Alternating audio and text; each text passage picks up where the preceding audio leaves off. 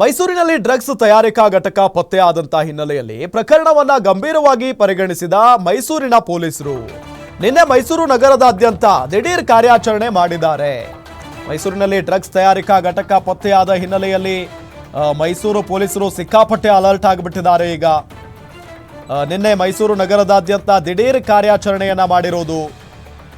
ಖುದ್ದು ಫೀಲ್ಡ್ಗಿಳಿದ police commissioner Seema Latkar ಕಳೆದ ರಾತ್ರಿ ಮಂಡಿ ಮೊಹಲ್ಲಾ ಪೊಲೀಸ್ ಕಮಿಷನರ್ ಇಂದ ರೇಡ್ ನಡೆಯಿತು.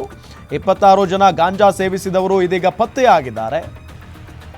ಒಬ್ಬ ಮಾರಾಟಗಾರನನ್ನ ವಶಕ್ಕೆ ಪಡೆದ ಪೊಲೀಸ್ನವರು DCP, ACP, inspector, sub inspector ನೇತೃತ್ವದಲ್ಲಿ ಕಾರ್ಯಾಚರಣೆ ನಡೀತಾ ಇದೆ. 59 ಗೋದಾಮುಗಳ ಪರಿಶೀಲನೆಯನ್ನ ನಡೆಸಿದೆ ಖಾಕಿ ಪಡೆ. ನೋಡಿ, ಈ ವಿಚಾರವನ್ನ ಬಹಳಷ್ಟು ಗಂಭೀರವಾಗಿ ತೆಗೆದುಕೊಂಡಿದೆ. ಮೈಸೂರಿನಲ್ಲಿ ಡ್ರಗ್ಸ್ ತಯಾರಿಕಾ ಘಟಕ ಪತ್ತೆ ಆಗಿರೋದಿದೆಯಲ್ಲ, ಇದು ಮೈಸೂರಿನ ಪೊಲೀಸರನ್ನ ಆಶ್ಚರ್ಯ ಆಗುವಂತೆ ಮಾಡಿಬಿಟ್ಟಿದೆ.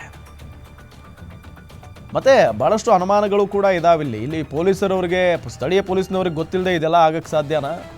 ಹೀಗೆಲ್ಲ ಚರ್ಚೆಗಳು ನಡೀತಾ ಇದ್ದಾವೆ. ಒಂದು ನಗರದಲ್ಲಿ ಏನು ನಡೆಯುತ್ತೆ, ಗಲ್ಲಿ ಗಲ್ಲಿಯ ವಿಚಾರವೂ ಕೂಡ ಪೊಲೀಸ್ ಇಲಾಖೆಗೆ ಗೊತ್ತೇ ಇರುತ್ತೆ. ಅದರಲ್ಲಿ ಯಾವುದೇ ರೀತಿಯಾದಂಥ ಡೌಟ್ ಇಲ್ಲ. ಅಂಥದ್ರಲ್ಲಿ ಒಂದು ಡ್ರಗ್ಸ್ ತಯಾರಿಕಾ ಘಟಕ ಇದೆ ಅನ್ನೋದು ಪೊಲೀಸ್ನವ್ರಿಗೆ ಗೊತ್ತಿಲ್ಲ. ಸೊ ಗೊತ್ತಿಲ್ಲ ಅಂತಾನೆ ಅನ್ಕೊಳ್ಳೋಣ. ಈಗ ಗೊತ್ತಾದ ನಂತರ ಸಿಕ್ಕಾಪಟ್ಟೆ ಅಲರ್ಟ್ ಆಗಿದ್ದಾರೆ ಪೊಲೀಸ್ನವರು.